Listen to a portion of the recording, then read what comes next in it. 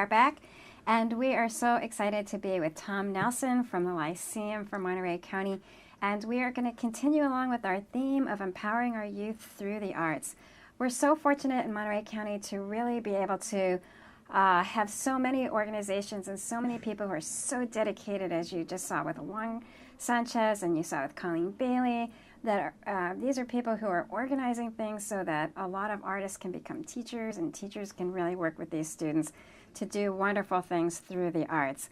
And so, Tom, welcome, and thanks for being here. Thanks, Paulette. Always Tell a us pleasure. a little bit about the Lyceum and how the arts fit into your mission for really helping our youth. Well, the Lyceum has a lot of missions. Number one, we're known for our big academic events that we do, like the mock trial and History Day and our Model United Nations program, our Expanding Your Horizons program for getting girls into science and math and engineering and such.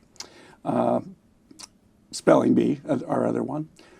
Plus we have those are the academic events.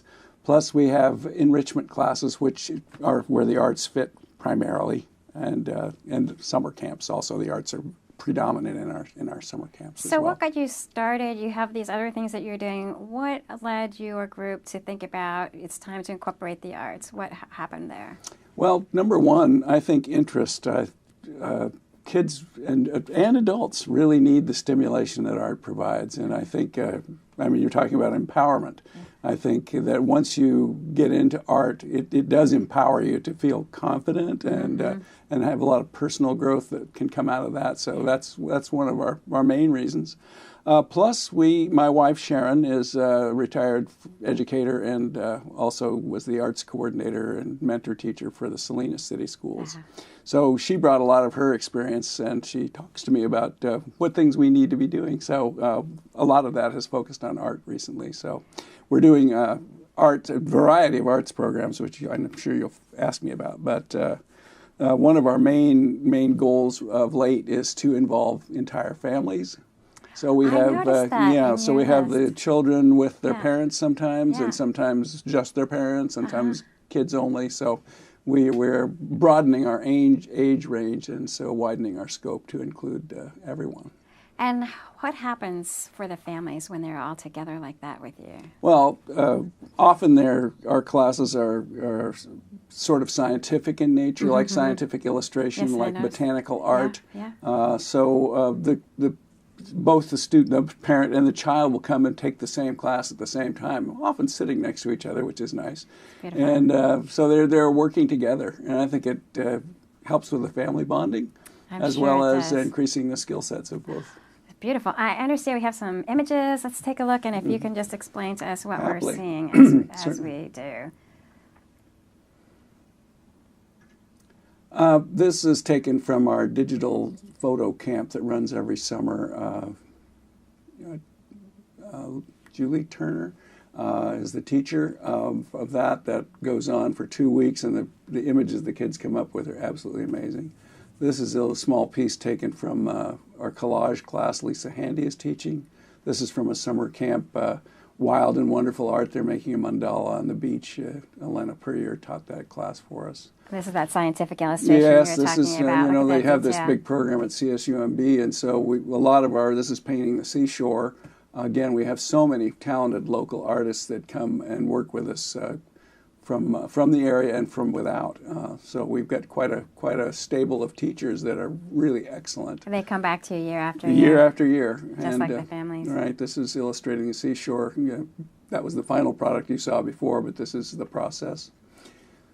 This is from our mural camp last summer. The kids produced this mural on sea life and the need to protect the oceans, which is now housed out at the Watershed Institute at CSUMB. Wonderful. So that not only did they learn the teamwork and all that's necessary going into creating a mural like that, but they put it in place so it's useful.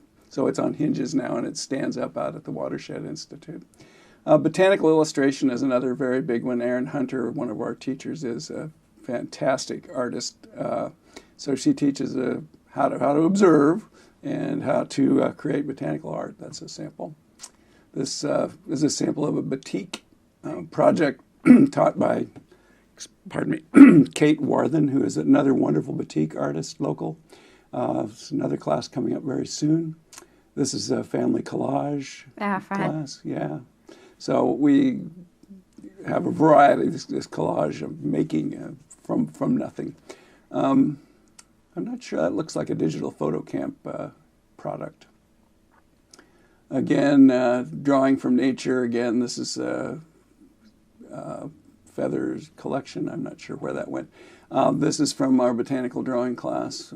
And how old would the students be in that These class? are, again, upper elementary, 12, Wow. 11, 12, 13, through adult. So you can see the range in this picture here. That's Claudia Stevens from Santa Cruz, who teaches a lot of our botanical arts classes. And what's the age range for all of your classes? I would say we run from 7 or 8 years old up through 80.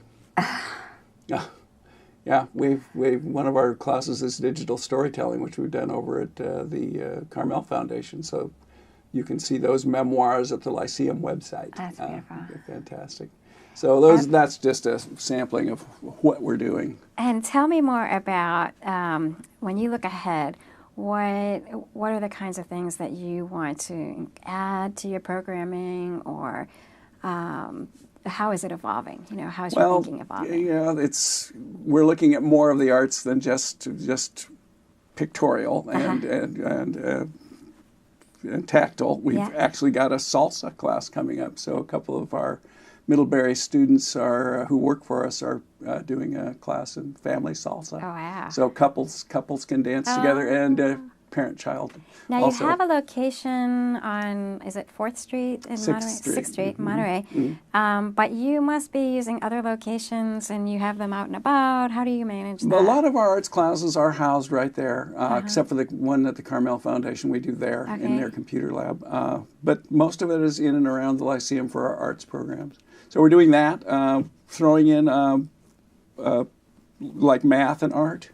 So they're seeing a connection between the sciences. Nice. There's a lot of science woven into this. Language programs, I guess you could call that an art too. Yeah. We're developing language programs in Farsi, Arabic. We already have a Chinese one in place. Oh, right. So again, that's going to be a family cultural learning program, we hope. So if people wanted to get involved with you, they want to bring their kids, or they actually want to teach, or they want to do something, how does one get started? Well, the easiest way is to drop in 1073 6th Street and speak to me. The other way is to contact us through our website, which is lyceum.org, lyceum.org. And you can see a lot of this artwork in there as well in our gallery. So we have videos, all sorts of things that the kids have done and the adults. So my email is just tom@lyceum.org, and I'm readily available to talk. That's so good to hear. Especially interested in getting teachers, because as I said, our stable is widening, but there's room for more. That's wonderful. Tell me about some of your teachers, like the ones that you feel like really have taken on the class and just really breathed a lot of new life into it, or have really helped the families in some sort of way. Well, I mentioned Erin Hunter. She's a graduate of the botanical illustration class or the nature illustration class at CSUMB. So she's an example of somebody who's got this real high skill set that coming to us. So that's one example of a teacher. Claudia Stevens and Nina Ants both are noted botanical artists. They're both shown up at the Philoli Gardens up in in Woodside, so they're well known. So we've got some famous type people involved. How did you find them? Again, my wife Sharon takes classes up at Philoli, and so she met them there and naturally recruited. We're always recruiting. Always, good. Mm-hmm. And so when you think about what you need most coming up, what would you say, who will you be, or what will you be focusing on to add to your group of teachers? I just think anything that's of high interest. I mean, we're looking at one thing we do not have right now is sculpture. Okay. I would love to get a sculptor, a sculptor in to teach, basic ceramics or basic figure modeling. That would be a fun one. And do they work with Sharon, or do they work with you? Like, say somebody has the idea, I would love to teach a class, but maybe they need some help in deciding, okay, how am I going to teach a class for Lyceum? Yeah, we often just meet over coffee and discuss it, and Sharon is involved with that always because she's got the expertise. I'm the grant writer, she's the arts coordinator. Yeah. So we just sit and talk, and where are we going to go next? And do Patrice Vecchioni, who's doing a lot of local writing workshops, she's going to be doing some classes for us too. So we're going to have the written word and journaling and that sort of thing. So it's a pretty wide array of arts that we're offering. But if you have some special skill that's you don't see if you look at our website and current classes, and you have a skill that you think might be handy, just contact me and we'll work it out. And so, what if you're a parent and you feel like you can't find the thing that your child is so interested in and needs more training, more development, whatnot? Can that parent just call you and Certainly, say, absolutely. My child is interested in this, but I don't know where to go. I don't know. Right. So you might even work with them to develop a class for others who are becoming interested. Absolutely. The Lyceum's been here for 57 years now, and we have to be flexible. And so one of the things we do is we're very open-minded and open to new ideas. So we encourage that. So if you've got a child that needs some specific art training or even not art, a class that you'd be interested in, we are happy to provide that. So that's pretty exciting because that opens so many doors, and there's so everything's evolving. So this gives people an opportunity to just jump in and say, "Can we talk about something?" So that's amazing that you and Sharon are both so flexible, and you may have other teachers in your pipeline who can respond. You just never even know, I bet. Yeah. So when the students come back to you, the 57 years is a long time. 1960, yeah. I can tell you exactly. I can remember 1960s. So I'm wondering, are people writing to you years later and saying, I'm so grateful? I've gotten some amazing letters from parents. One who's the mother of a local architect now, who said that both of her children went into their chosen careers because of Lyceum classes. Oh, wow. So one was an architect and the other is an airline pilot. Wow. And so we do a little class called How Airplanes Fly. And starting with just paper airplanes and throwing them and how does this work? And so, I've got several testimonials like that. That's beautiful. But, I hear them all the time. I'm happy to report. That is really, really, really good to know. And it must be so rewarding for you to know. Absolutely. It seems like in one of your classes, little lights turn on all over the place, I bet. Yes. I was just mentioned the math connection with art. And one of my good friends, Victor Selby's, teaches this cosmic puzzles class. So he's the retired math department chair from Carmel High School. Yeah. But he, throws in the calculations and the mathematics, but to solve puzzles and understand how the universe works, speed of light, that sort of big ideas. So he's doing that class coming up very soon. So our brains are so complex, and I feel like each of us is so hungry and thirsty for more, and so it's really exciting to me to watch your own development and programming and bringing more ideas to the table every year. It seems, it's just beautiful. And can you talk about, you also do the iLead design program. Can you talk about how that works? Because even though it's not technically an art program, it seems like it incorporates quite a lot of ingenuity, creativity, innovation that really moving forward is really the path we all have to take. Sure. Before we get to iLead Design, I want to thank the Arts Council for the support you give the Lyceum. So that's on the table. Thank you. iLead Design started 4 years ago. They've done 4 summer camps. It's a 2-week camp for high school kids.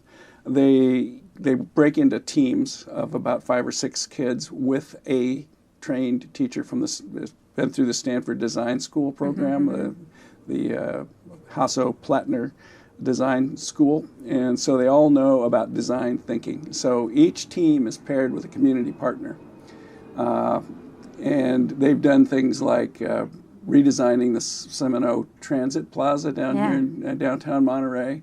They then present their findings to the collaborating agency, often with amazing 3D models and So that's what's exciting mark to me. up. Yeah, They do things so you could see the thing moving on the screen for their presentations. Yeah. They did for the Animal Friends Rescue Shop Adoption Center over in Pacific Grove. They completely redesigned the store with a budget of $30,000 to the penny, and then complete markup of the aerial view, side view, That's same amazing. type of thing. They did one for the Pacific Grove Museum of Natural History last summer.